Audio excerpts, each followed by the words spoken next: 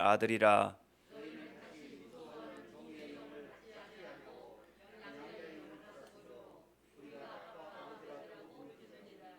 성령이 친히 우리의 영과 더불어 우리가 하나님의 자녀인 것을 증언하시나니.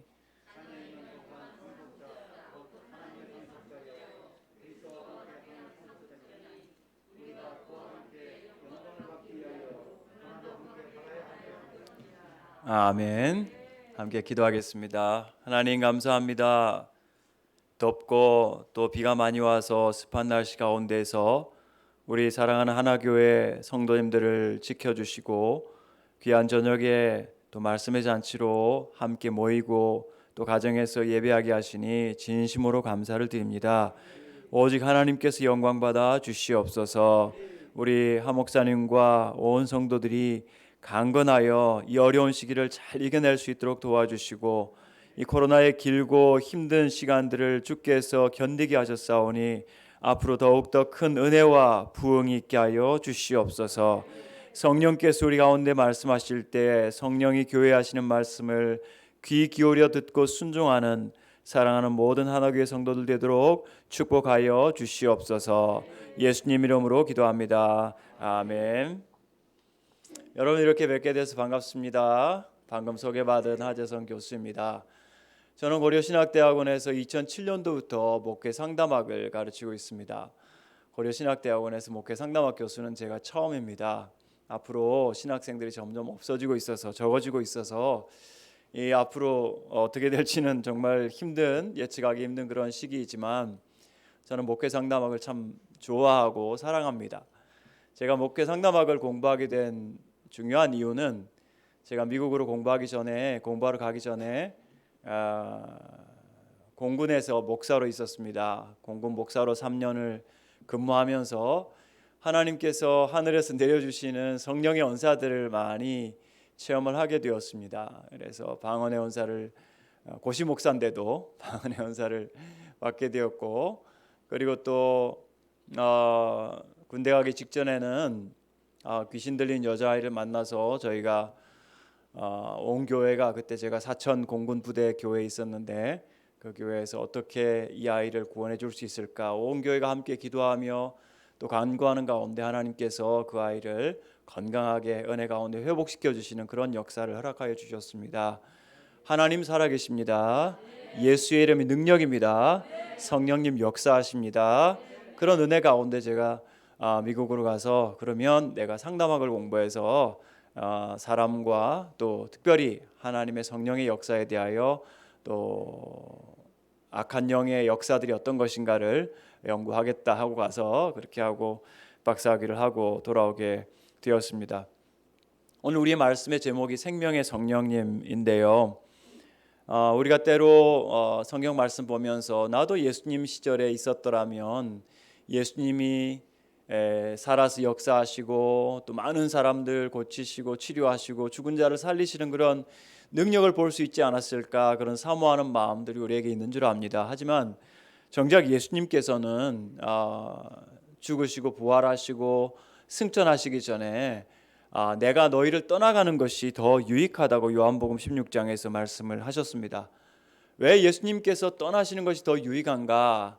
왜냐하면 예수님께서 떠나가셔야 보혜사 성령님이 오실 것이기 때문이라고 그렇게 말씀을 하고 있습니다. 예수님의 지상 사역이 끝난 것과 그리고 성령님께서 오시는 것이 이렇게 역사적으로 맞물려 있습니다. 사실은 예수님이 승천하신 후에 거의 한 40일 후에 성령께서 임재하셨거든요. 그러니까 3,000년, 4,000년 인류 역사를 통틀어서 볼 때 예수님께서 떠나시고 성령께서 오신 것은 거의 동시에 일어나는 그런 일이라고 우리가 이야기할 수 있겠습니다. 사랑하는 예수님께서 하늘로 가시면서 성령을 보내는 것이 너희한테 유익하다. 왜냐하면 예수님은 그 시대에 팔레스틴 그 지역에 잠깐 머물러 계셨지만 성령님은 시간과 공간을 초월하여 우리 가운데 찾아오실 수 있고 역사하실 수 있기 때문입니다. 예수님은 30년 동안 주어진 생애 동안 하나님께서 맡기신 귀한 그 구원의 사역을 잘 감당하시고 완성하시고 십자가에서 마지막 돌아가시면서 뭐라고 하셨죠? 다 이루었다 하셨죠. 다 이루었다고 하는 것은 우리 인류가 지은 우리 개개인뿐만 아니라 우리 인류 전체가 지은 하나님을 향한 배반의 모든 죄의 죄값을 내가 이 깨끗하고 거룩하고 구별된 하나님 아들의 생명으로서 다 값을 치렀다라는 뜻입니다. 그래서 누구든지 이 예수님을 믿기만 하면 예수님께서는 우리의 죄값을 다 치러주셨기 때문에 그 누구도 죄의 빚을 가지고 멸망할 사람이 없습니다. 그래서 그 예수님의 완전하시고 깨끗하시고 정결하신 그 사역을 오늘 우리에게 2000년 후에 이 부천에 살고 있는 우리에게 적용하여 주시고 연결하여 주시는 분이 누굴까요? 성령님이십니다. 도대체 우리의 힘으로 알 수도 없고 우리의 생각으로 깨달을 수 없는 하나님의 그 크고 놀라운 구원의 신비를 예수 그리스도의 보혈의 공로를 오늘 우리 각자에게 찾아오셔서 깨닫게 하시고 적용하여 주시고 우리를 변화시키시고 새 사람 만드시는 분, 그분이 바로 성령님이십니다. 그래서 사랑하는 성도 여러분, C.S. 루이스라는 사람이 했던 이야기처럼 호감 주는 사람 되려고 하지 말고 새 사람 되셔야 합니다. 성령께서 우리를 새 사람 만들어 주십니다. 새 사람 만들어야 새 가정이 이루어지고 새 교회가 세워지고 새 사람이 만들어져야 새로운 세상이 임할 수 있습니다. 우리는 새 사람이 되어야 합니다. 그런데 예수님께서 떠나가신다고 하니까 제자들이 매우 근심했습니다. 요한복음 16장 보시면 도리어 내가 이 말을 함으로 너희 마음에 근심이 가득하였도다. 20절 너희는 곡하고 애통하겠으나 너희는 근심하겠으나 22절 지금은 너희가 근심하나 하면서 예수님께서 보니까 예수님 3년 같이 계시다가 떠나가신다고 하니까 제자들이 막 얼굴이 엄청 무거워지고 어깨에 기가 죽고 그냥 힘이 푹 빠지는데 예수님께서는 그들의 마음을 아셨습니다. 그리고 약속하십니다. 내가 성령 보내주겠다. 너희한테 보혜사 보내주겠다. 보혜사가 누구이실까요? 보혜사를 다른 말로 하면 위로자하고 상담자라고 할 수 있습니다. 위로자이자 상담자, 거기에다가 진리로 인도하시는 진리의 영이십니다. 진리의 영이라고 하는 것은 성령님은 지적인 분이셔서 여러분의 지성과 여러분의 의지와 모든 것들을 감동하셔서, 제가 귀신 들린 아이 만나보니까 악령이 그 아이 속에 들어가가지고 그 아이를 죽이려고 하는 거예요. 그 아이에게 충동질 일으켜서 너 나가서 죽어, 차라리 죽어버려.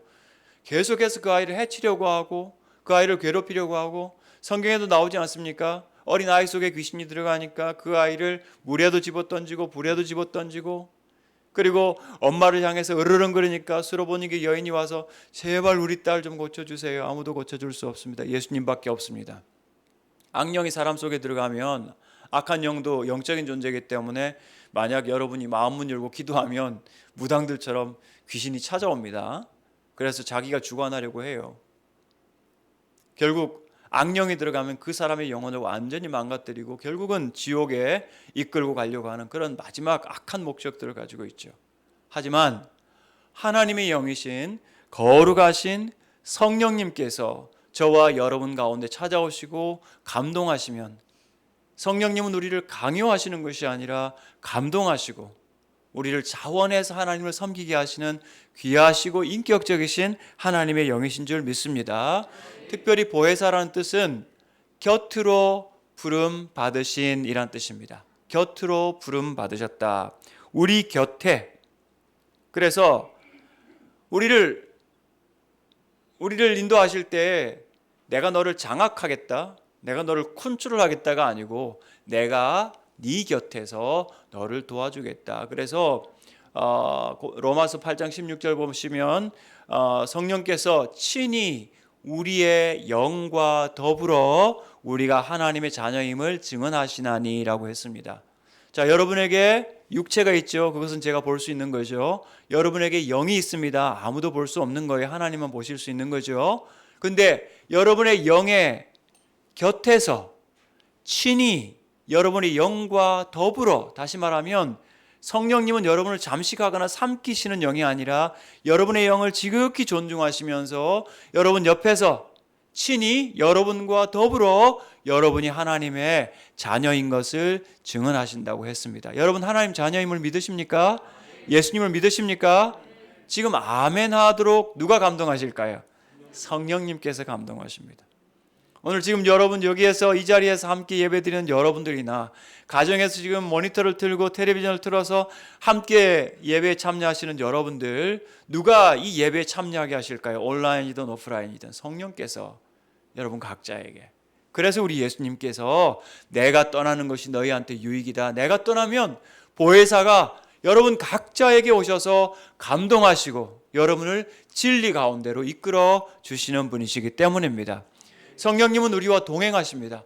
어디로 가든지 여러분과 함께 가십니다. 그런 의미에서 여러분의 몸은 하나님의 거룩한 성전입니다. 여러분 예루살렘 가면 성전이 없습니다. 성전이 다 무너져 버렸어요. 하나님 성전을 다 무너뜨리셨어요. 로마군에 의해서, 옛날에 바벨론에 의해서 다 무너뜨려서 성전 필요 없어요.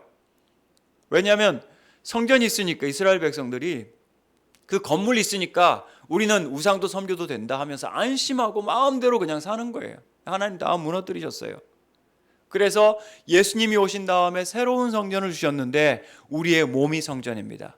왜냐하면 우리 몸 가운데 거룩하신 하나님의 영이 임재하여 계시기 때문입니다. 만약 여러분의 몸에 성령께서 거하신다면 여러분의 몸은 거룩한 것입니다. 그렇다면 여러분이 이 몸을 귀하고 소중하고 정결하게 이 몸을 사랑하시고 관리하셔야 합니다. 하나님께서 생명 주시는 동안, 이 땅에 사시는 동안 여러분의 몸을 조금도 해하거나 상하게 해서는 안 됩니다. 너무나 중요한 생명이기 때문입니다. 이렇게 성령께서 우리와 동행을 하시면서 어려운 가운데도 우리와 함께 하시는데, 상담자, 보혜사라고 해서 마치 아기를 얼르듯이 아이고 그랬죠, 우쭈쭈 그랬죠요, 이렇게 하는 그런 성령님이 아니라, 그 성령님 우리를 위로하여 주시지만 우리를 진리 되신 예수님께로 안내하시는 성령님이십니다. 결국 성령님이 오신 다음에 우리 각자에게 임하시면 우리는 누구에게로 다시 돌아가게 될까요? 예수님께 돌아가게 됩니다. 예수님께 집중하게 됩니다. 그래서 때로 우리가 방언의 은사를 받고 예언의 은사를 받고 병 고치는 은사를 받고 그런 은사를 받았다고 해도 누가 영광 받으셔야 합니까? 하나님이 영광 받으시고 예수님께서 영광 받으셔야 됩니다. 그렇게 하지 않고 인간이 Look at me, 나 좀 보세요 하면서 자기 봐달라고 만약 그렇게 자기 자랑하고 있으면, 나한테 이런 능력이 있어요, 이런 은사 있어요, 은사를 잘못 사용하는 겁니다. 교회의 덕을 세우지 못하는 거죠. 모든 은사는 영어로 Look through me, 나를 통해서 하나님 바라보시고 예수님 바라보십시오. 성령님은 우리를 예수님께로 인도하시는 분이시기 때문입니다. 예수님은 진리의 아들, 하나님의 아들이시죠. 제가 상담 훈련을 받다 보니까 미국에서는 이제 여러 병원들을 이렇게 많이 찾아가서 병원의 환자들을 만나게 되었습니다. 청소년들, 불량 청소년들, 문제 청소년들 이렇게 수용해서 지내는 그런 곳도 가서 아이들하고 한 6개월 정도 지냈던 기억도 있고, 그리고 어떤 때는 정신병동에 찾아가서 정신과 병원에 있는 환자들을 만나기도 하였습니다.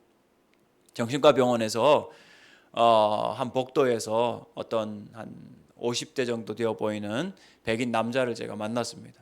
아주 젠틀하고 그리고 깔끔했습니다. 수염을 길게 기르는데도 수염 구레나룻을 깨끗하게 정리하고, 그래서 제가 인사를 하니까 자기 그 병실로 이렇게 안내를 해주는 거예요. 가서 보니까 아주 병실도 깨끗했습니다. 저한테 소개를 하는 거예요. 자기가 얼마나 중요한 일을 하는 사람인지. 자기가 사실은 미국의 펜타곤 있잖아요. 별처럼 생긴 미국의 국방부, 그 국방부에 있는 아무개 장군과 아무개 장군과 아무개 장군을 위해서 일하는 스페셜 에이전트라고 하는 거예요. 굉장히 특별한 요원이라고. 제가 그때 미국 간 지가 1년이 안 됐었는데 미국 갔더니 이런 사람도 만나는구나 하고 굉장히 마음에 뿌듯함이 있었는데, 제가 깜빡 잊어버린 게 뭐냐면 거기 어디라고 그랬어요? 정신병원이라고 그랬잖아요. 사실은 그 사람이 그런 스페셜 에이전트가 아니고, 그 사람은 사실은 해병대에서 미국 해병대에서 정신 이상이 있어가지고 강제 전역당하고 자기 동네 와가지고 총 차고 막 골목대장 노릇하다가 병원에 잡혀온 사람이었어요. 또 같은 복도에서 그 백인 여성을 만났는데, 금발의 백인 여성을 만났는데, 얼마 전까지만 해도 임신하고 있었는데 이제 출산을 했는지 혼자 이제 휠체어를 타고 이렇게 오고 있었습니다. 저를 만나자마자 막 하소연을 하는 겁니다. 아니, 자기는 좀 이해가 안 된다고. 의사 선생님들이 자기는 그냥 자연분만 하고 싶었는데 의사 선생님들이 자꾸 이렇게 무통주사를 맞으라고 그래가지고 무통주사를 맞고 그렇게 아기를 낳았다면서 의사 선생님들에 대해서 막 이렇게 불평을 하는 겁니다. 그래서 도대체 왜 그랬을까 궁금했는데 제가 또 잊어버렸어요. 어디라고요? 정신병원이요. 거꾸로였어요. 사실은 의사 선생님들은 괜찮으니까 제발 그냥 자연분만 해도 된다 그랬는데, 이분이 그냥 나 못 살겠다고 아파 죽겠다고 그러면서 막 주사를 여러 대 맞고 그렇게 아기를 낳나 봐요. 그렇게 해놓고 나중에 사람들한테는 거꾸로 이야기를 하는 거죠. 현실하고 사실하고가, 현실하고 이제 자기의 생각하고가 이게 너무 차이가 많이 나는 분들이죠, 그죠? 근데 그런 환자들이라 하더라도 사실은 상담자가 필요합니다. 왜냐하면 그 사람들 곁에서 함께 동행해 주는 사람이 필요하거든요. 우리 성령님이 바로 그런 분이십니다. 때로 우리가 잘못된 선택을 하면서 살기도 하고 죄를 짓기도 하지만 성령님은 영으로서 우리 가운데 임재하여 주시고 우리 각자와 함께 하시면서 어디든지 동행하시고, 때로는 사망의 음침한 골짜기로 다닐지라도, 지금 코로나로 고생하시는 여러분들 빨리 회복하시기를 축복합니다. 코로나가 외로운 사망의 음침한 골짜기가 되지 않길 바라는데 그곳에서도 성령님께서 함께 계시는 줄 믿습니다. 비록 우리가 함께 예배를 드리지만 우리 각자 마음의 상태와 삶의 고난은 각기 개별적이지 않습니까? 그래서 나눌 수 있는 것이 있는가 하면 나눌 수 없는 것들도 많이 있습니다. 그런데 우리는 사람과 나눌 수 없을지라도 하나님은, 성령님은 우리의 사정을 가장 잘 아시고 가장 깊은 곳에서 우리를 동행하시고 위로해 주시는 진정한 상담자 되실 뿐만 아니라 우리를 진리 되신 예수님께로 안내하시는 성령님이신 줄 믿습니다. 그래서 오늘 저녁에 성령님의 세 가지 특성을 우리가 이야기하려고 하는데, 첫 번째, 성령님은 예수 그리스도의 성령님. 두 번째는 자유와 해방의 성령님. 세 번째는 열매 맺게 하시는 성령님. 이렇게 세 부분으로 우리가 생각을 하려고 합니다. 첫 번째, 성령님은 예수 그리스도의 성령님이십니다. 성령님은 예수 그리스도와 모든 면에 연결되어 있습니다. 예수님이 가셔서 성령님을 보내주셨죠. 예수님으로 말미암아 성령님이 오시게 되었죠. 그리고 성령님을 통해서 또 우리는 예수님을 보게 되죠. 결국은 우리가 성령님을 통하여 예수님께로 향하게 되는, 그와 같은 우리의 삶을 살게 되는 것이죠. 성령님이 우리한테 중요한 이유는 예수님과 우리를 단단히 연결시켜 주시는 연합의 띠가 되시기 때문입니다. 그래서 종교개혁자 켈빈은 이야기하기를, 성령의 역사로 말미암아 우리는 예수 그리스도와 더불어 단지 영혼뿐만 아니라 육신까지도 연합되어 우리가 그분의 살 중의 살이요 뼈 중의 뼈가 되는 것이다. 자, 우리는 각자 몸을 가지고 각자 개별적으로 이 땅을 살아가고 있지만 성령께서 우리 가운데 오셔서 역사하실 때 그 성령님이 우리의 몸과 우리의 영혼을 예수 그리스도와 철저하게 하나로 연합시켜 주시는 분이다 하는 것을 이 종교개혁자 켈빈이 우리한테 이야기를 하고 있습니다. 혹시 요한복음 7장 37절을 같이 읽을 수 있겠습니까? 말씀에 띠가 안 나오죠?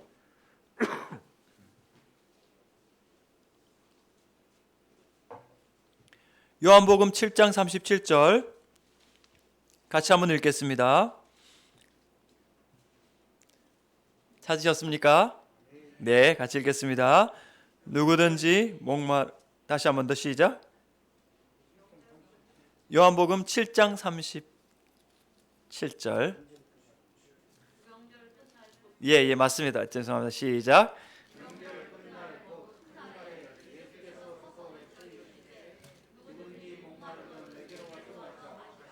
아멘. 감사합니다. 예, 제가 뒤에 것만 이렇게 적어놓고 있었다가 여러분하고 달라졌습니다. 누구든지 목마르거든 내게로 와서 마시라. 그 다음에 나를 믿는 자는 성경의 이름과 같이 그 배에서 생수의 강이 흘러나리라. 예수님께서 초막절에 이 말씀을 하시면서 누구든지 목마르거든 내게로 와서 마시라. 나를 믿는 자는 성경의 이름과 같이 그 배에서 생수의 강이 흘러나리라. 39절 보시면 이는 그를 믿는 자들이 받을 무엇을 가리켜 하신 말씀이라? 성령을 가리켜 말씀하신 것이라. 예수님께서 성령님을 받으라고 말씀하십니다. 성령님을 보내시겠다고 약속을 하고 계십니다. 그리고 누구든지 오면 마시게 될 것을 약속하고 계십니다. 여기에서 목마름이라고 하는 것은 다른 무엇으로 대체할 수 없는 영적인 갈망을 또 갈증을 이야기한다고 할 수 있습니다. 우리가 만약 여러분이 어릴 때부터 이렇게 예수님을 믿으셨다면 80년대, 90년대 한국 교회가 얼마나 뜨겁게 부흥을 했는지 여러분 많이 체험을 하셨을 것입니다. 근데 오늘날 한국 교회가 이렇게 많이 고령화되기도 하면서 이 뜨거운 갈증들이 좀 많이 사라진 것이 아닌가, 우리가 좀 많이 안타까움을 가지고 있습니다. 어떤 목사님은 그런 이야기를 했습니다. 우리의 영적인 중산층 의식을 회개해야 합니다. 왜냐하면 주님 앞에 나올 때 주님 뭐라고 말씀하셨습니까? 심령이 가난한 자는 복이 있나니 천국이 저희의 것이며. 심령이 가난한 자, 가난하다고 하는 거, 여러분 누구도 가난한 걸 좋아하지는 않습니다. 가난하면 힘듭니다. 불편한 게 참 많아요. 다른 사람 앞에 우리가 눈치 볼 때도 참 많이 있죠. 그리고 우리의 선택에 있어서 제한되는 것이 많기 때문에 오늘날 누구나 그냥 더 잘 살고 싶고 이 가난을 자녀들에게 물려주고 싶지 않고 하는 그런 마음들은 누구나 동일하다고 생각합니다. 그래서 여러분이 이 땅에 사시는 동안 나름 그죠? 사업도 일구시고 직장 생활도 하시고 가정의 경제를 잘 일구셔서 우리가 그래도 누구한테 뭐 손 내밀지 않는, 손 벌리지 않는 그런 중산층으로 살고 있습니다. 하지만 영적인 중산층 의식은 회개해야 합니다. 왜냐하면 하나님 앞에 나올 때 우리는 언제나 배고프기 때문입니다. 하나님 앞에 나올 때 우리는 언제나 갈급하기 때문입니다. 하나님의 자비와 은총에 물 한 방울이 아니면 우리는 견딜 수 없고 살아갈 수 없기 때문입니다. 그래서 우리의 재산이 어떻든 상관없이, 나의 지위가 어떻든 상관없이, 사회적인 나의 체면이 어떻든 상관없이 주님 앞에 나올 때마다 우리가 다시 찾아야 될 우리의 자리는 갈급하게 엎드리는, 주님 앞에 자비를 구하는 가난한 자, 배고픈 자의 자리가 되어야 합니다.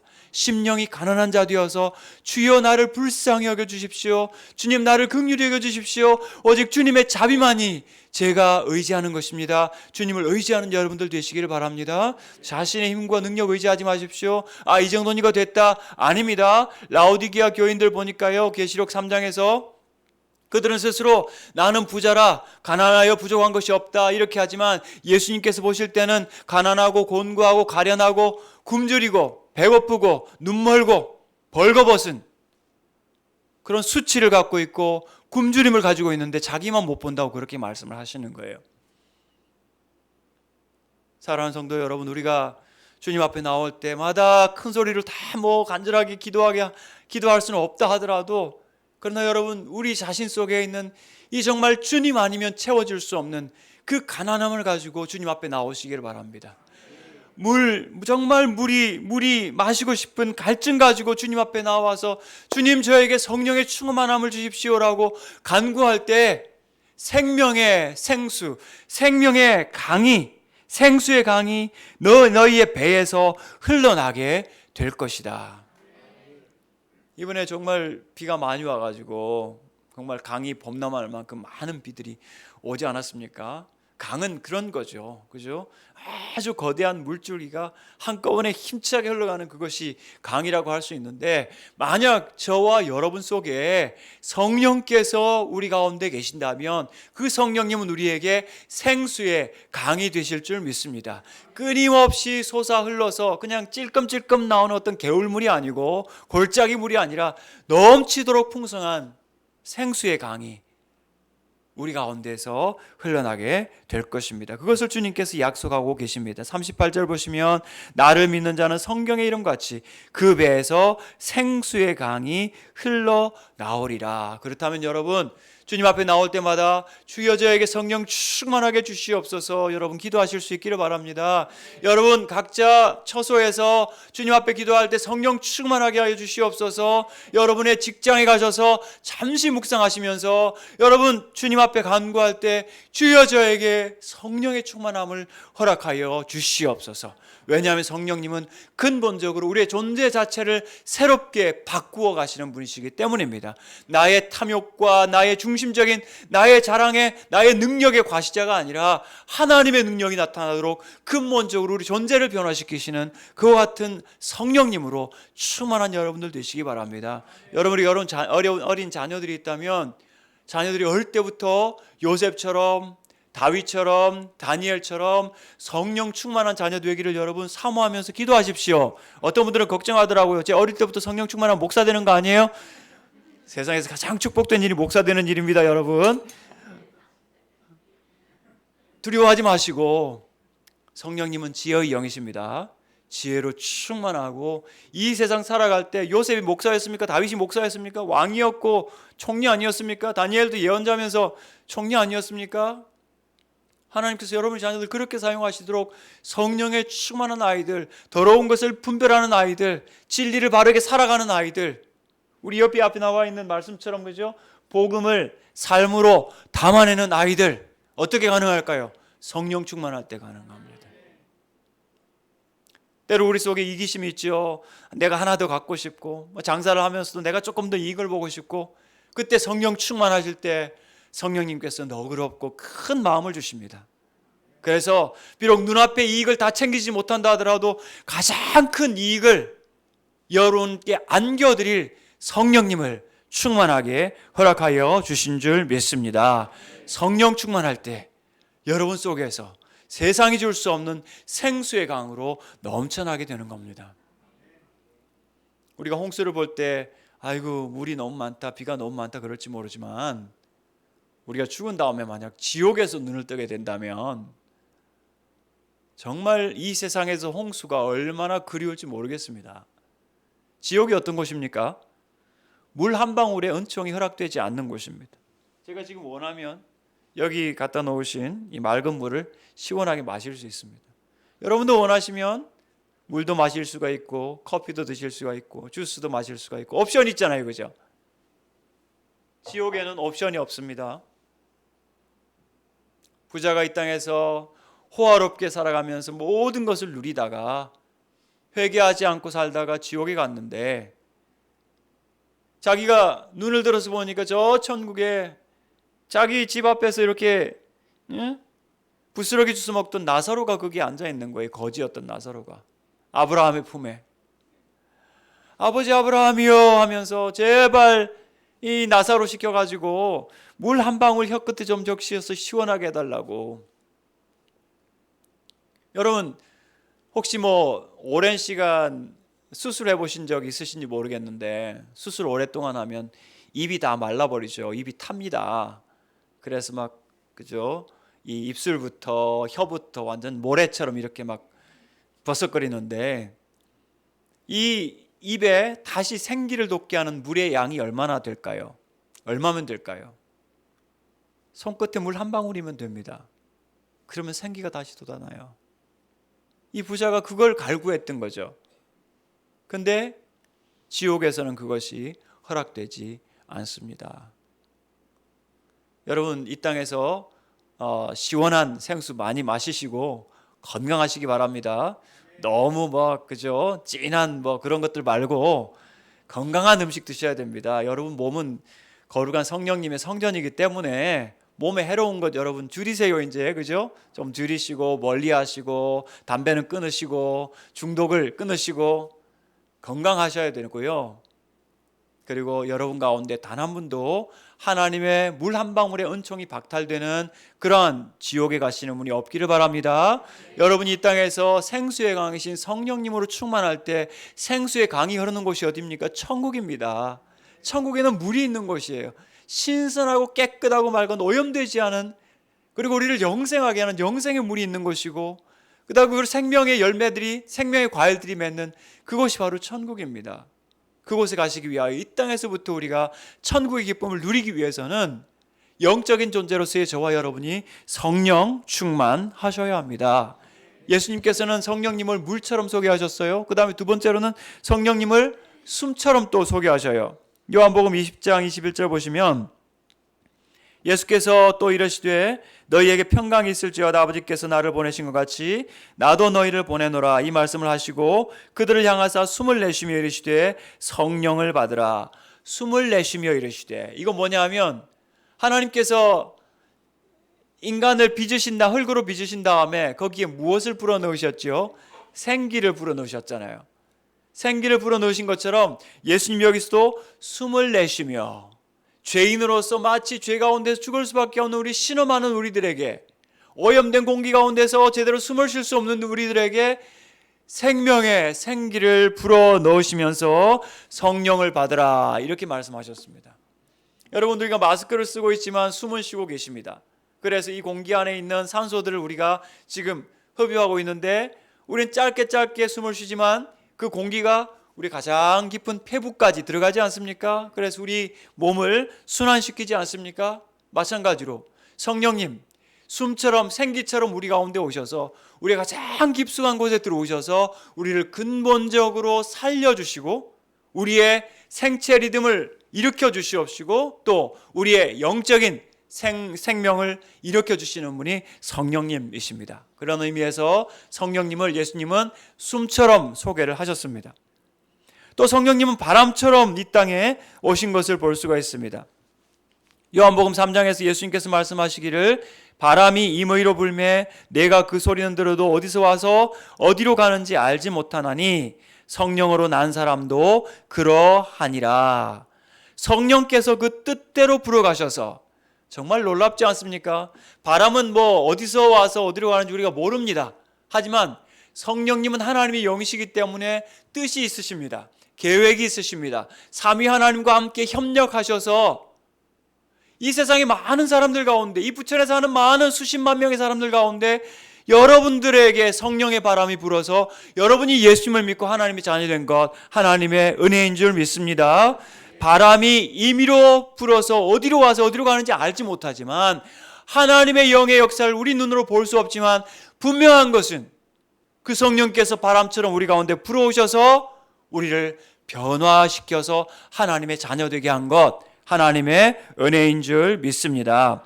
사도행전 2장에서도 보시면 호련히 하늘로부터 급하고 강한 바람 같은 소리가 있었고 그들이 앉은 온 집에 가득하여 그들이 다 성령의 충만함을 받고 성령이 말하게 하심을 따라 다른 언어들로 말하기를 시작하니라. 이렇게 하면서 오순절 성령께서 임하셨던 장면이 여기에 나타나고 있습니다. 호련히 하늘로부터 급하고 강한 바람 같은 소리가 있어 바람같이 성령께서 이 땅에 오셔서 모든 사람에게 그리고 놀라운 역사를 일으키셨던 것을 볼 수가 있습니다. 그래서 어떤 목사님은 성령님이 역사하실 첫 번째, 점진적으로 역사하신다. 성령님이 바람처럼 오셨다고 해서 바람이 스쳐갔다고 해서 모든 게 다 한꺼번에 변하는 것이 아니라 점점점 시간이 천천히 그러나 분명하게 인간을 변화시킨다. 성령님의 가장 중요한 일이 사람, 우리 자신의 성품과 관심과 그리고 습관을 바꾸어 가시는 겁니다. 성령께서 우리를 새롭게 바꾸어 가시는 것. 그 다음에 불가피성. 왜 불가피하냐? 성령님이 바람처럼 찾아오시고 부셨는데 거기에 역사가 일어나지 변화가 일어나지 않는 사람은 없다는 거죠. 누구도 성령의 그 능력을 피할 수 없다는 거죠. 그 다음에 내면으로부터의 변화, 보이지 않는 곳으로부터의 변화. 하나님은 우리를 지으신 분이시고 성령님도 우리의 창조주이십니다. 우리를 가장 잘 아시는 분이시죠. 그 성령님께서 우리 내면으로부터, 보이지 않는 곳으로부터 변화를 일으키시고 시작하시는 것을 볼 수가 있습니다. 제가 대학교 2학년 때인가 어떤 기도원에 갔습니다. 금식하기 위해서 금식 기도원을 찾아갔는데, 금식 기도원 가면 밥을 안 주잖아요. 그래서 준비를 든든히 하고 갔습니다. 밥통에 밥을 빡빡 긁어가지고 배를 든든하게 채워서 올라갔죠. 근데 그게 오래 안 가더라고요. 금방 배가 꺼져버려요. 일주일 생각을 하고 갔다가요. 근데 그날 저녁에 아주 특별한 강사가 오셨습니다. 침례교회 어떤 목사님이라고 하시는데 목소리가 보통 사람하고 다릅니다. 약간 개굴개굴 하는 소리처럼 그런 소리를 내면서 뭐라고 그러냐면은, 그때가 여름이었거든요. 여름이었고 지금처럼 에어컨이 있는 그런 시대가 아니어서 선풍기가 돌아가고 있는데 갑자기 반말로 창문 닫아, 선풍기 꺼, 성령 나가, 그러는 거예요. 무슨 말인지 알아들으셨어요? 성령님이 바람 같은 분이지 바람이 성령님 아닙니다. 성령님 연기 아닙니다. 선풍기 보면 날아가 버립니까? 창문 열어놓으면 새 나갑니까? 아닙니다. 바람처럼 성도들에게 임하였지만, 그러나 그 성령님은 예수님을 믿는 사람 속에 찾아오셔서 떠나지 않으시고 영원토록 함께 하시는 분인 줄 믿습니다. 한번 여러분이 예수님을 믿는다고 고백을 했으면 성령님 찾아오셔서 여러분 결코 떠나지 않습니다. 우리가 다만 느끼지 못하거나 혹은 우리가 다만 인지하지 못하고 성령을 근심되게 방치할 수는 있어도 예수님 믿는 사람으로부터 성령님이 떠나시지는 않으십니다. 그렇기 때문에 바람처럼 임하시는 성령님이시지 바람이 성령님이 아니라는 거죠. 이런 성령님에 대해서 우리는 사모하는 마음이 있어야 됩니다. 그래서 예수님이 십자가에서 못 박히셨을 때 내가 목마르다 이렇게 얘기를 하셨습니다. 내가 목마르다 하셨을 때 그것은 물이 먹고 싶다라는 뜻도 되지만, 어떤 주석가들은 이야기하기를 성령께서 떠나셨다. 여러분, 예수님은 십자가 위에서 지옥을 경험하셨어요. 지옥이 어떤 곳입니까? 왜 물이 없습니까? 하나님이 버리셨거든요. 하나님이 생명체를 창조하실 때는 물이 있는 곳에 물을 공급하여 주시는데, 지옥에는 하나님이 계시지 않고 마귀만 지배를 하고 있거든요. 거기엔 물 없어요. 물 없고 불만이 있어요. 뜨거운 불만이 있어요. 예수님이 십자가에서 내가 목마르다라고 할 때 우리 죄 때문에 완전히 버림받으신 거죠. 우리에게 성령 부어주시기 위해서 예수님은 성령님이 떠나시는 고통스러운 경험을 겪으셔야 했던 거죠. 우리를 살리시기 위해서 예수님께서는 죽으셔야 했고, 우리를 하나님 자녀로 입양시키기 위해서 예수님은 하나님으로부터 단절되는 지옥의 고통을 겪으셨던 거죠. 그 예수님의 소원이 뭡니까? 우리가 보혜사 성령님으로 충만한 겁니다. 그 보혜사 성령님을 받는 겁니다. 여러분 예수님 믿는 여러분 속에 성령님 오셨음을 믿으시기 바랍니다. 확신하시기 바랍니다. 그런데 오신 것으로 충분한 것이 아니라 내 삶에 충만하게 역사하시도록 여러분 사모하면서 어디서나 기도하시는 여러분과 여러분 자녀들 되시기를 축복합니다. 두 번째, 성령님은 자유와 해방의 성령님이십니다. 아까 우리가 로마서 8장을 읽었는데 8장 1절 말씀을 같이 한번 1절 2절 말씀을 같이 읽겠습니다. 시작.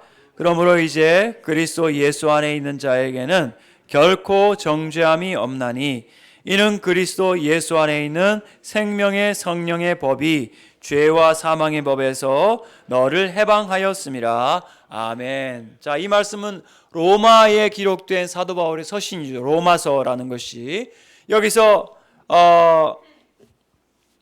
특별히 그 로마 시대에 가장 무서웠던 제도가 노예 제도였습니다.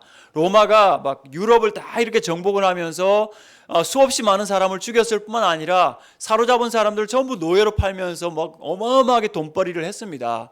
그 당시에 로마 제국의 노예 숫자만 400만 명이라고 합니다. 뭐 큰 도시, 그죠? 아니면은 뭐 국가가 될 정도로 큰 인구를, 그죠? 노예로 이렇게 보유를 하고 있었는데, 이 노예들은 얼마나 두려움과 공포가 컸는지 모릅니다.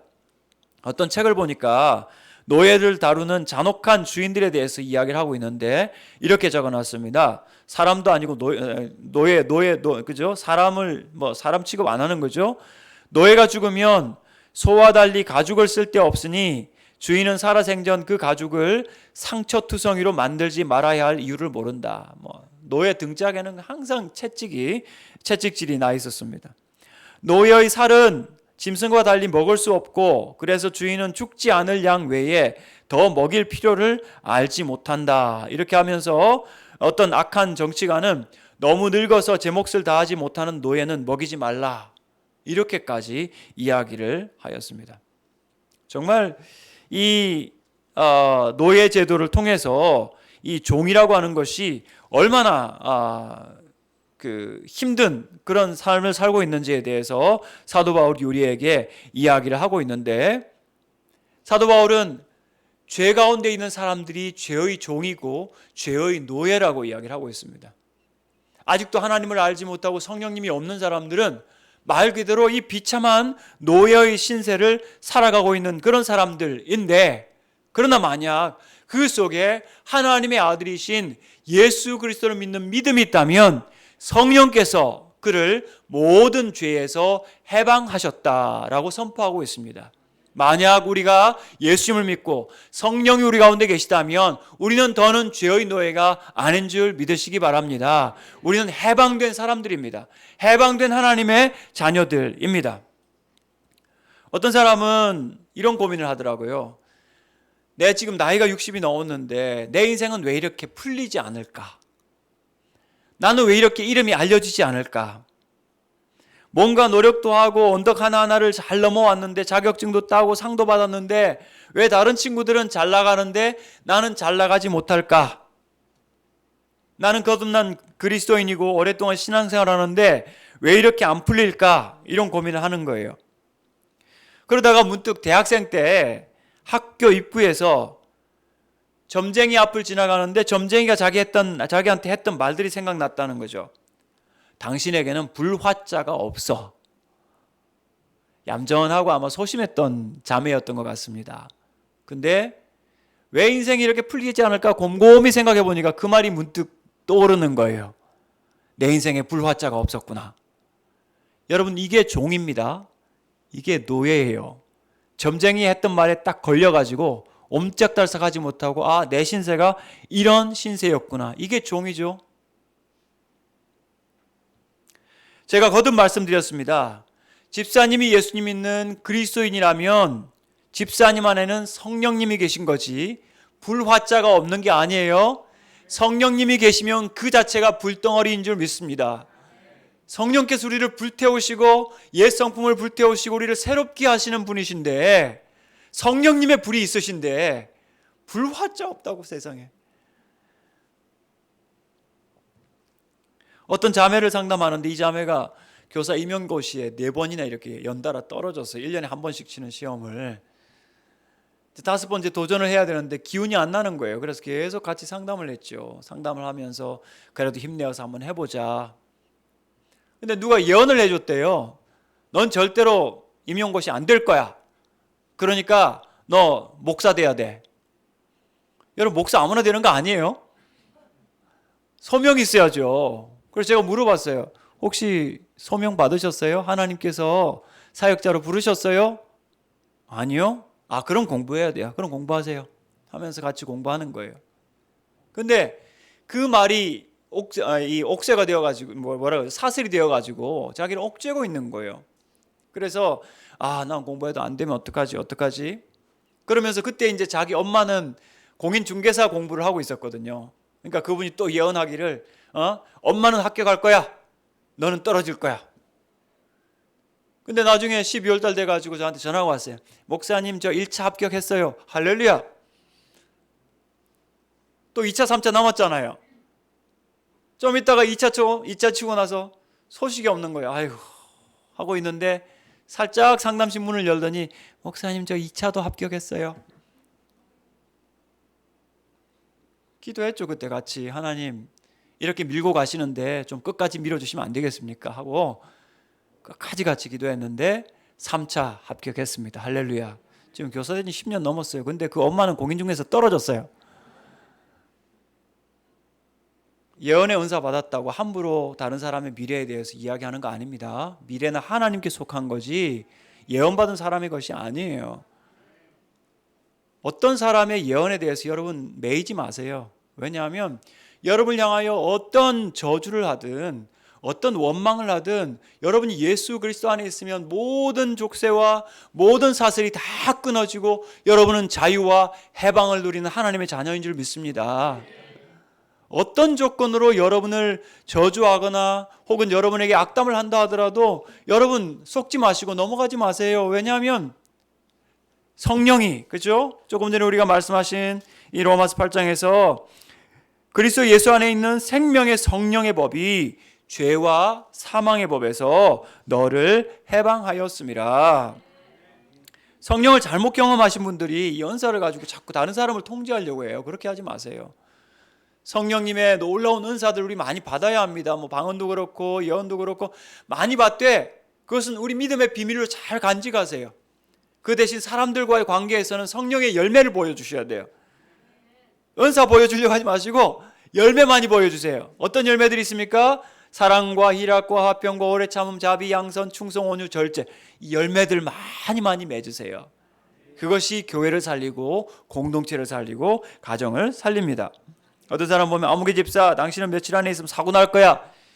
불쑥 이런 말 듣으면 괜히 불안해지죠. 그런데 여러분 반사해버리세요. 반사. 왜냐하면 여러분 안에는 자유의 해방의 성령님이 계시기 때문입니다.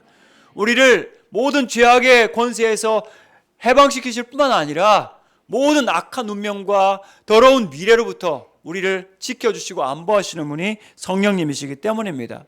어떤 사람들은 꿈 이야기 자주 합니다. 아, 내가 집사님 꿈 꿨습니다.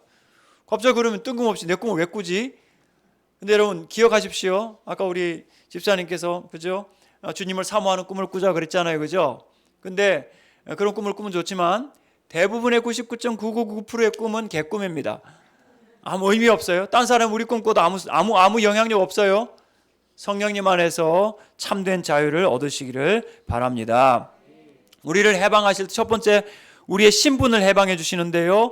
로마서 8장 16절 보시면 성령이 친히 우리의 영과 더불어 우리가 하나님의 자녀인 것을 증언하시나니 말씀드렸죠. 성령이 친히 우리 영과 더불어 우리가 하나님의 자녀인 것을 증언하신다. 여러분이 내가 예수님 믿습니다. 할렐루야 아멘 할 때는 성령께서 여러분과 더불어 증언하시는 거예요. 할렐루야. 그 다음에 17절 보시면 자녀이면 또한 상속자 곧 하나님의 상속자요 그리스도와 함께한 상속자니. 노예로 있다가 해방되는 사람을 해방노예 리베르티누스라고 그렇게 이야기를 했습니다. 옛날 로마 시대에. 근데 이 해방노예가 되기가 정말 힘듭니다. 왜냐하면 돈을 많이 갖고 있어서 그 돈을 가지고 주인에게 갚으면 해방을 할 수가 있어요. 그런데 그 값을 주인이 마음대로 매겨요. 그러니까 예를 들어 뭐 1억이 있다고 그래도 1억 1,000만 원 이렇게 불러버리면 해방 안 되는 거예요. 그리고 노예가 돈을 가질 수 있습니까? 그 자체가 불가능한 거죠. 그런 의미에서 이 노예가 해방되는 단 한 가지 방법은 주인의 자비에 기대할 수밖에 없는데 그 주인이 자비로워서 노예를 너는 해방이야 라고 이렇게 해주면 그는 이제 자유인으로 마음껏 살아갈 수가 있습니다. 그래서 허리가 굽을 만큼 늙은 노예가 있다고 하는 것은 그 주인이 얼마나 너그러운 사람인가. 아까도 말씀드렸죠. 늙으면 그냥 밥도 안 준다고 그러잖아요. 근데 주인이 그 정도 자상할 정도가 아니라 아예 노예를 면천해가지고 어린 아들 노예를 면천해가지고 자기 자녀로 입양하게 되면 이제 그것은 완전 신세가 바뀌는 거죠. 그죠? 여러분 벤허라는 그 영화도 한번 보셨잖아요. 옛날에. 그죠? 노예선에 갇혀 있는 사람을 장군이 내 양아들이다라고 도장을 딱 주는 거지 않습니까? 이름도 주고 도장도 주고. 그 당시에 입양이라고 하는 것은 요즘 같으면은 좋은 집 가서 잘 키워서 교육 잘 받게 해서 행복하게 살게 만들자 이런 입양이지만 2000년 전에는 상속을 위한 입양밖에 없어요. 그래서 내 재산과 내 가문을 상속한다. 이것 위해서 입양하는 거죠. 하나님이 여러분을 구원하여 죄 사함을 받은 사람 만들어 주셨을 뿐만 아니라 하나님의 자녀로 삼아 주신 이유는 뭘까요? 여러분, 제사는 실력 보고 상속합니까? 관계 때문에 상속합니까? 부모 자녀 관계 때문에 상속하죠. 마찬가지로 영원하고 영광스러운 천국을 우리한테 상속해 주시기 위해서 하나님은 저와 여러분을 하나님의 자녀로 삼아 주신 줄 믿습니다. 그래서 예수 그리스도와 더불어 공동의 상속자를 삼아 주셨습니다. 성령께서 우리가 그 상속자라는 것을 증언하고 계십니다. 여러분, 이 땅에 사시다가 코로나로 고생하시고 경제적인 어려움도 겪으시고 많은 질병도 겪으시고 또 인생이 지나면서 나이도 드시고 쇠약해지시면서 하참 인생 힘들구나, 사는 게 만만치 않구나 아시겠지만 어느 순간 이 땅에서 우리가 잠들었을 때 그 순간 바로 우리는 영광스러운 천국에서 눈을 뜨게 될 줄 믿습니다. 성령께서 그 영적인 여정의 길을 동행하여 주시고 보증하여 주십니다. 고린도전서 2장에 보면 성령이 우리를 인치시고 보증으로 우리에게 주셨다라고 말씀하셨습니다. 보증으로 성령님을 우리한테 주셨어요. 그래서 세상 사람들은 이 세상 떠날 때 혼자 갑니다. 아무도 동행하지 않습니다. 하지만 저와 여러분은 이 세상 떠날 때 혼자 떠나는 것이 아니라 성령께서 함께 동행하시는 줄 믿습니다. 그리고 주님의 보좌 앞에, 그 심판의 보좌 앞에 우리가 나아갔을 때 예수 그리스도께서 우리의 증인 되어 주실 줄 믿습니다. 성령님이 우리의 증인 될 줄 믿습니다. 그래서 성령님 때문에 우리의 신분이 확실하여집니다. 그 다음, 성령님은 우리 육신의 행실의 해방자이십니다. 본문 12절 13절 아까 우리가 읽었죠. 그러므로 형제들을 우리가 빚진 자로 되어 우리 육신에게 져서 육신대로 살 것이 아니니라. 너희가 육신대로 살면 반드시 죽을 것이로되 영으로서 몸의 행실을 죽이면 살리니. 말씀드린 것처럼 우리 몸이 하나님의 성전이죠. 거룩한 성전입니다. 하나님의 영이 우리 가운데 계십니다. 그렇다면 우리가 더러운 물질을 먹어서도 안 되겠지만, 섭취해서도 안 되겠지만, 또 바이러스가 들어오지 못하도록 예방주사도 잘 맞고 건강관리를 잘 하셔야겠지만, 무엇보다도 예수님 믿기 전에 더럽고 죄악된 세상의 행실을 우리가 끊어버릴 수 있어야 합니다. 왜냐하면 성령님께서 거룩하게 와 계시는데 우리가 세상의 더러운 것들을 바라보고 탐욕스럽게 우리가 살아가면 성령이 말할 수 없는 탄식으로 우리 위해서 간구하시고 성령이 우리를 위하여 근심하신다고 말씀하기 때문입니다. 행여 우리가 실수하여 또다시 옛 습관을 따라서 죄악을 범하였다면 성령 안에서 바로 회개하실 수 있기를 바랍니다. 찬송가 190장처럼 성령이여 강림하사 나를 감화하시고 애통하며 회개한 마음 충만하게 하소서. 성령께서 감동하실 때 우리는 수시로 시로때로 회개해야 될 줄 믿습니다. 아니, 회개할 마음을 주실 줄 믿습니다. 성령님이 우리 가운데 역사하시면 죄는 죽게 하시고 사람은 살리십니다. 영혼은 살리시고 육신의 욕심은 죽게 하시는 거죠. 13절 다시 보면 육신대로 살면 반드시 죽을 것이로되 영으로서 몸의 행실을 죽이면 살리니 라고 이야기했습니다. 육신대로 산다라고 하는 것은 몸을 이야기하는 게 아닙니다. 여기서 육신이란 말은 메타포, 은유적인 의미인데 그것은 뭐냐 하면 죄악된 본성대로 사는 걸 말합니다. 그래서 죄의 정욕을 따라 사는 이 본성을 죽여야 합니다. 우리 힘으로 되지 않습니다. 우리 의지로 죽이지 못합니다. 더러운 동영상과 악한 욕심들 우리 힘으로 안 됩니다. 성령의 능력으로 죽일 수 있어야 됩니다. 개미나 벌 같은 것을 절지동물이라 마디가 있다고 그래서 머리, 몸, 그다음에 배 이렇게 마디가 있다고 해가지고 머리, 가슴, 배가 연결되어 있는데 절지동물이라 그러죠. 초등학교 시험에 개미의 몸을 세 부분으로 나누면 괄호 했더니 똑똑한 아이가 죽는다라고 적었어요. 그렇죠. 몸을 세 부분으로 나누면 죽죠. 제 연구실에 말벌 한 마리가 들어왔습니다. 가을에. 제가 어떻게 했겠습니까? 좀 착하게 안 보입니까? 잡아가지고 이렇게 보내주면서 경고했습니다. 오지 말라고 경고를 했는데 한참 일을 하고 있는데 한 마리를 더 전도해가지고 또 왔더라고요. 그래서 그 중에 한 녀석을 제가 잡아가지고 어릴 때 제가 시골에 촌놈이거든요. 그래서 실력을 발휘해가지고 적당히 쓰레기통에 넣어줬습니다. 한참 작업을 하고 있는데 머리하고 몸통만 남은 놈이 바스락거리면서 올라와가지고 모서리에서 저를 쳐다보고 있는 거예요. 소름이 쫙 끼치는 거 있잖아요. 그때 결심했습니다. 죽일 때는 확실하게 죽여야 된다. 여러분, 우리 속에 있는 죄의 본성을 확실하게 죽여야 합니다. 세상 기웃거리거나 힐끔거리면서 바라보지 마시고 성령의 도우심으로 죄의 본성을 죽일 때 우리가 살 수 있습니다.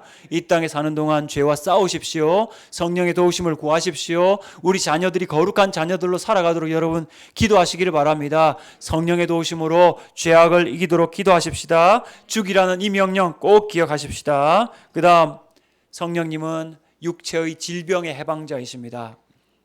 성령님은 지금도 살아 역사하시는 하나님의 영이십니다. 생명의 영이십니다.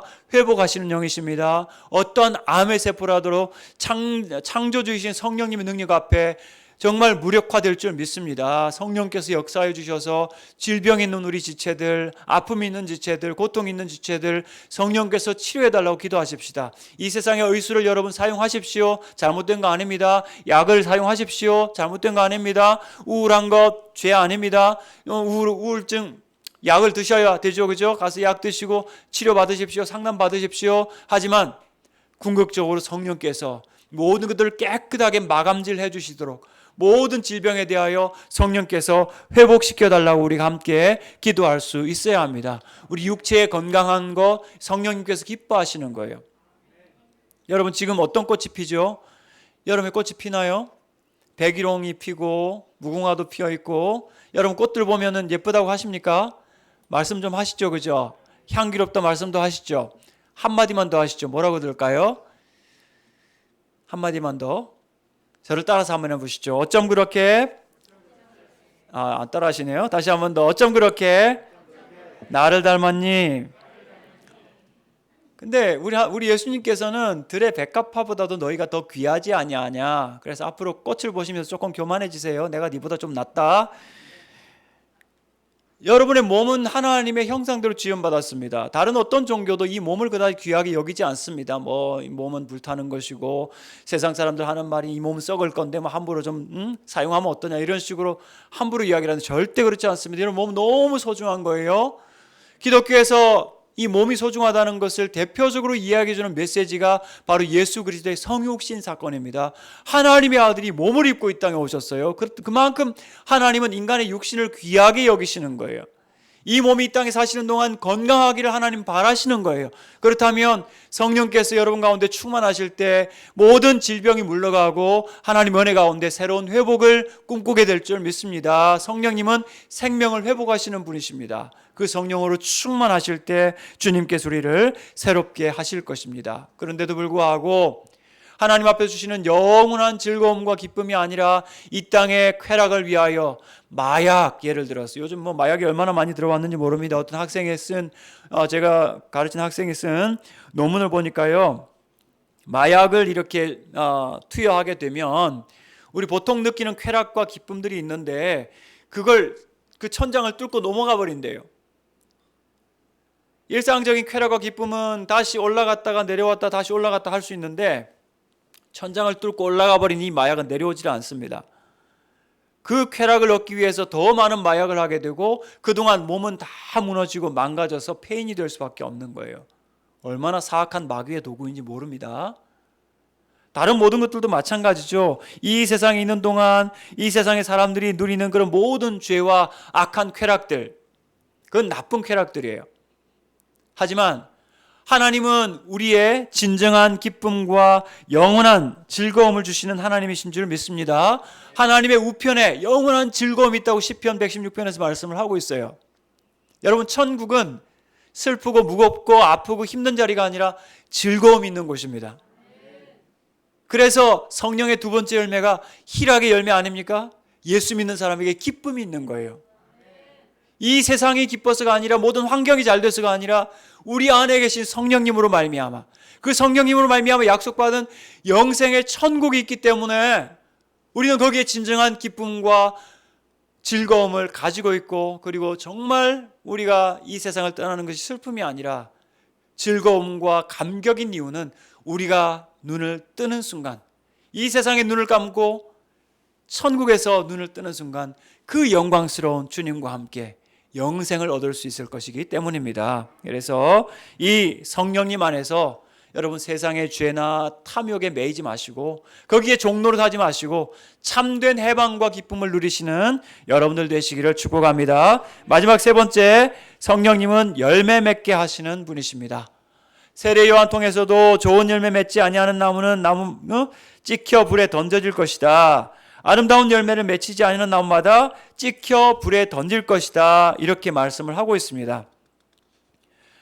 여러분 갈라디아서 말씀을 보면 이 성령의 열매의 말씀이 갈라디아서에 등장하지 않습니까? 갈라디아서의 주제가 뭐냐면 우리가 율법의 행위가 아니라 오직 예수 그리스도를 믿는 믿음으로 의롭다함을 받는 것이 우리의 믿음이다라고 이야기합니다. 갈라디아 사람들이 처음에 예수 믿는 것으로 의롭다함을 받는다고 했다가 나중에 이상한 사람들이 와서 가르치니까 그럼 우리도 할례를 받아야 의롭다함을 받는 건가? 그러니까 사도 바울이 화가 났습니다. 어리석도다 이 갈라디아 사람들아, 이렇게 호통을 칩니다. 심지어는 만약 내가 너희들한테 전파한 이 복음 외에 다른 복음을 전하는 사람이라면 하늘에서 온 천사라도 저주를 받을지어다. 그런 말씀이 있어요. 저주를 받을지어다. 왜냐하면 우리의 믿음은 오직 순수하게 예수 그리스도를 믿는 믿음이고 예수 믿는 믿음만이 우리를 구원할 수 있기 때문입니다. 예수님을 믿을 때만 우리가 의롭다함을 받을 수 있는 거예요. 이것이 갈라디아서의 주제입니다. 할례는 왜 안 됩니까? 여러분 봤잖아요. 구약시대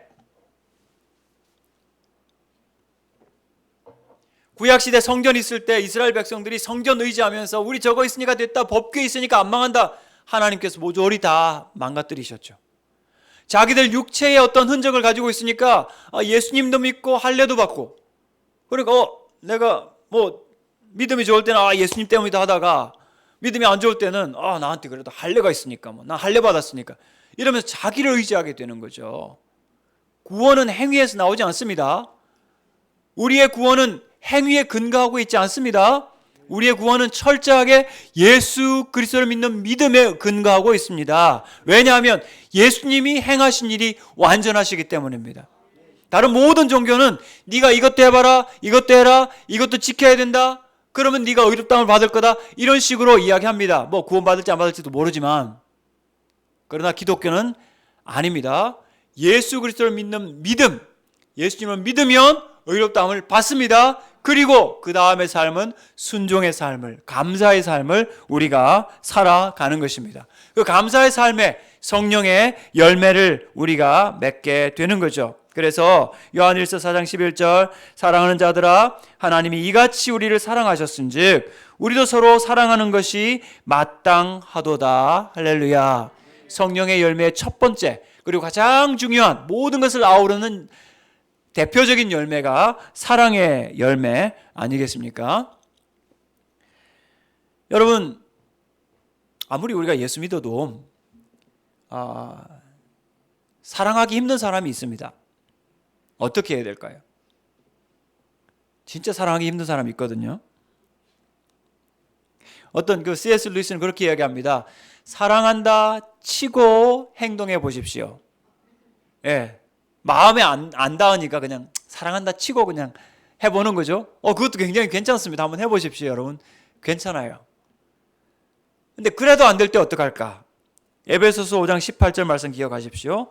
술 취하지 말라, 이는 방탕한 것이니 오직 성령으로 충만함을 받으라.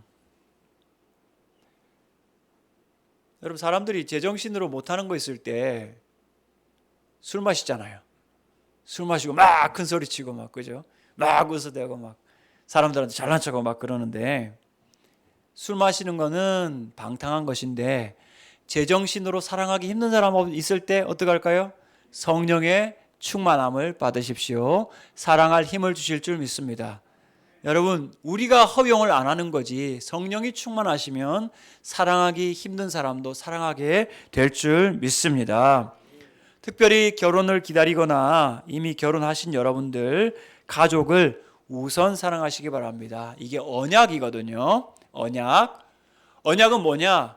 다른 어떤 관계보다도 이 관계가 우선인 거예요.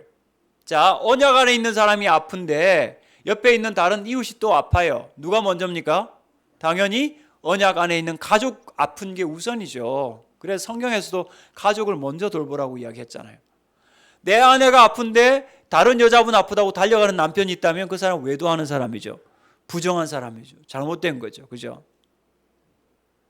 왜 예수님을 믿는 믿음이 중요하냐? 언약이거든요. 예수님을 믿을 때 구원을 얻는다. 하나님의 언약, 약속이에요.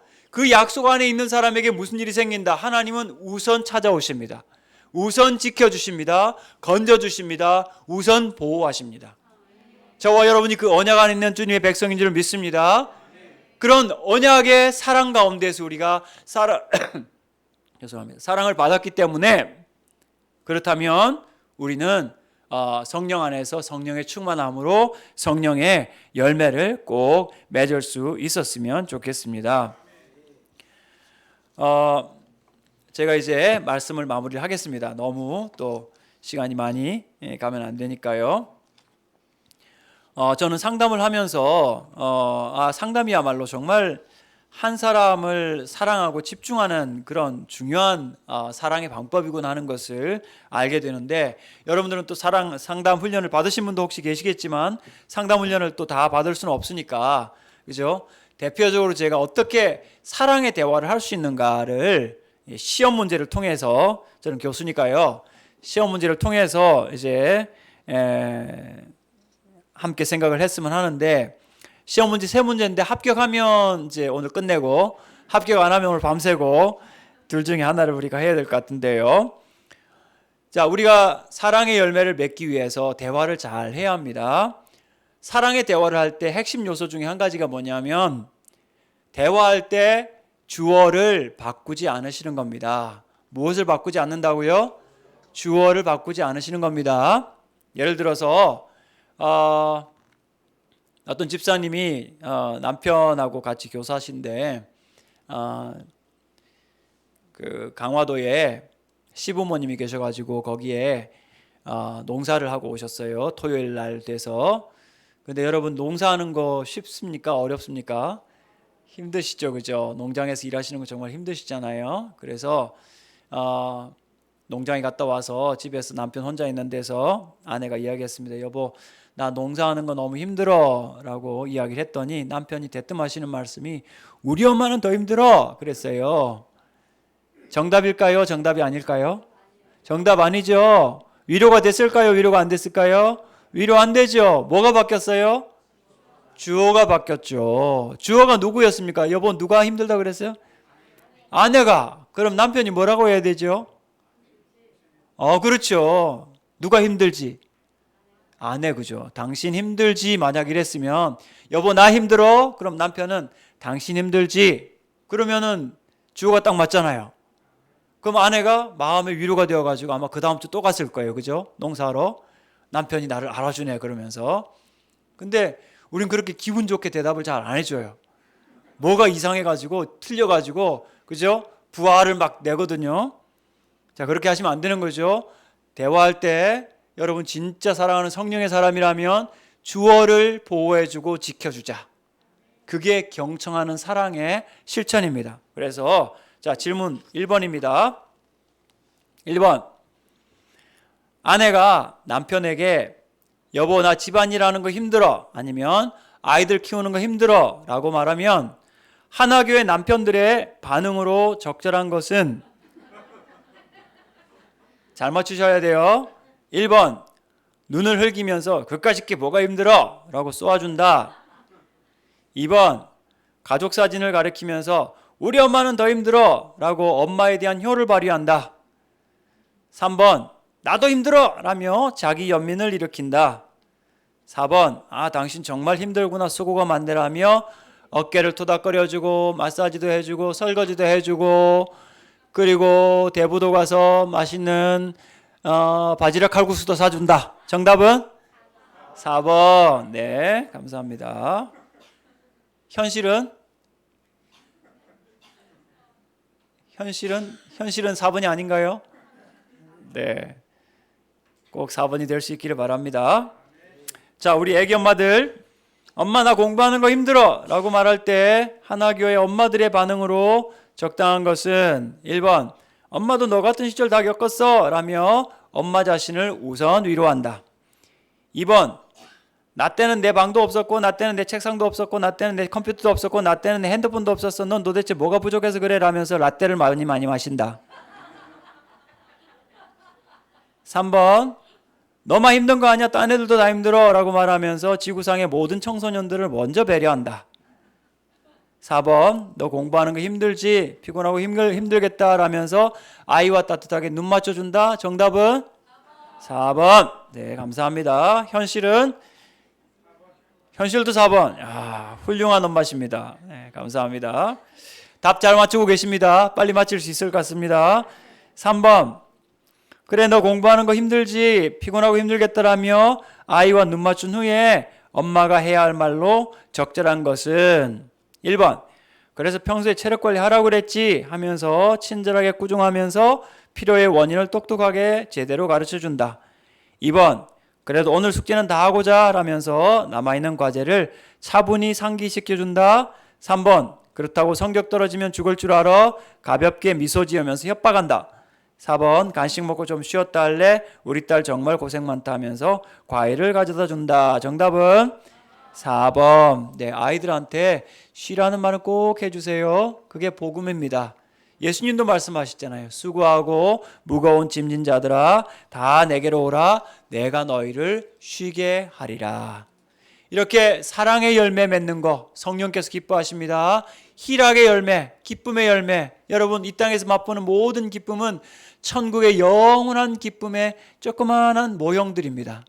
이 땅에서 여러분 성령 안에서 진정한 기쁨을 회복하실 수 있기를 바랍니다. 우리 하나교회 안에서 그런 기쁨이 있는 줄 믿습니다. 영원한 기쁨, 그 기쁨을 우리가 누리기까지 이 땅에서의 참된 기쁨 누리시기를 바라고, 한 가지 바라는 것은 특별히 우리 우울하신 분들은 마음에 병이 있으면 이게 자기가 싫어져요.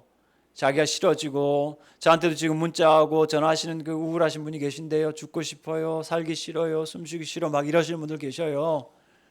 정말 하나님 은혜 가운데 성령 충만한 가운데 푹 좀 잠기셨으면 좋겠어요. 그래서 성령에 충만할 때 거기에 진정한 희락과 기쁨이 있어요. 세상이 줄 수 없는 기쁨이 있어요.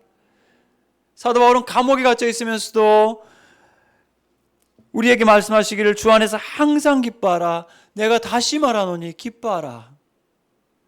현상이 기쁜 게 아니라, 경험이 기쁜 게 아니라, 주변 사람이 기쁜 것이 아니라 우리 안에 가진 성령으로 말미암은 영원한 소망이 너무나 큰 보배이기 때문에 그것 바라보면 이 기쁨 회복하게 될 줄 믿습니다. 그래서 여러분 자신을 정말 무가치하게 여길 것이 아니라 성령 안에 있을 때 참된 가치를 회복하고 참된 자존심을 회복해서 교만하지 않지만 견고한 자존감, 자신감을 가지고 이 땅을 담대하게 살아가시는 우리 사랑하는 성도들 되시기를 주님의 이름으로 축복합니다. 생명의 성령님 꼭 기억하시고 성령의 충만함 받으시는 여러분들 되시기를 축복합니다.